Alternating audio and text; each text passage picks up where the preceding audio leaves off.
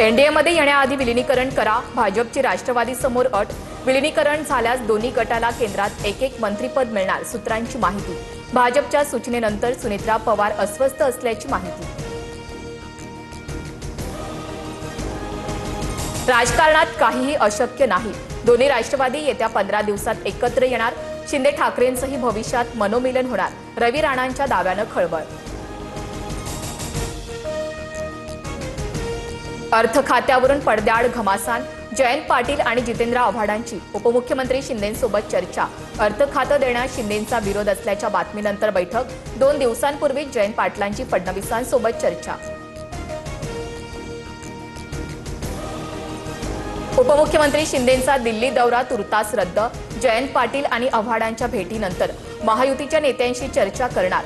महाराष्ट्र सदनमधील कार्यक्रमाला ऑनलाईन हजेरी लावणार।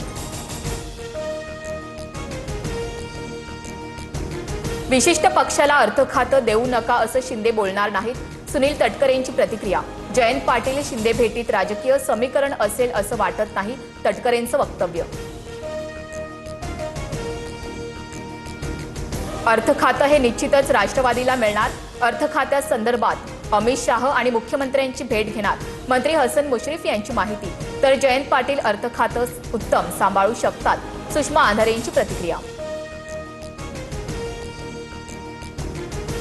केंद्रात मंत्रीपद आणि पक्षात कार्याध्यक्षपद नसल्यानं प्रफुल्ल पटेल नाराज, मात्र दोन्ही पदं पटेल यांना देण्यास पक्षातील नेत्यांचा नकार, सूत्रांची माहिती।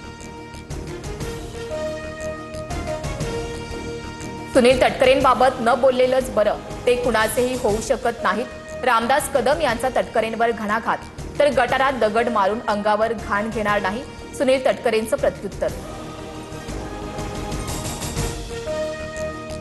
फडणवीस दिल्लीत गेल्यावर भाजपचाच मुख्यमंत्री होणार, भाजपचाच वरिष्ठ मंत्री मुख्यमंत्री होईल, संजय राऊतांचं भाकीत। तर राज्याची प्रगती झाल्यावर योग्य वेळी फडणवीस दिल्लीत जातील, बन यांचं उत्तर।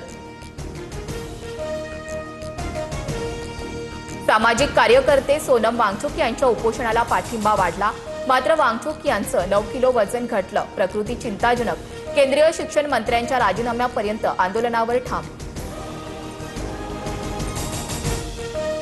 खासदार सुप्रिया सुळेंची सोनम वांगचुक यांच्या उपोषणस्थळी भेट, सुळेंकडून वांगचुक यांना उपोषण सोडण्याची विनंती। मनसे नेते अमित ठाकरेही उद्या जंतर मंतरवर जाणार।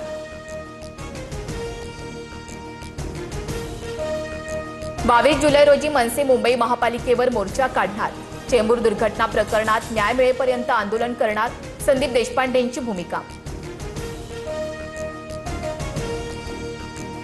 सांगलीच्या मिरज पंचायत समितीचं सभापती आणि उपसभापती पद अपात्र, अतिरिक्त विभागीय आयुक्तांकडून काँग्रेसच्या तन्वी कमलेकरांचं पद रद्द, निवडणुकीतील अपारदर्शकता आणि सदस्य अपहरण प्रकरणी कारवाई।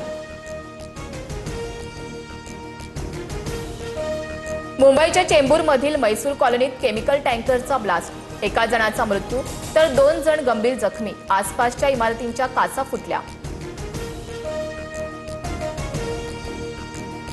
कोकणासह राज्यातील काही जिल्ह्यांमध्ये पावसाच्या सरी, भंडारा गोंदियासह नवी मुंबईमध्ये जोरदार पाऊस, सोलापूरमध्ये तब्बल 1.5 महिन्यानंतर मुसळधार पाऊस, खरीप पिकांना मोठा दिलासा, शेतकऱ्यांमध्ये आनंद।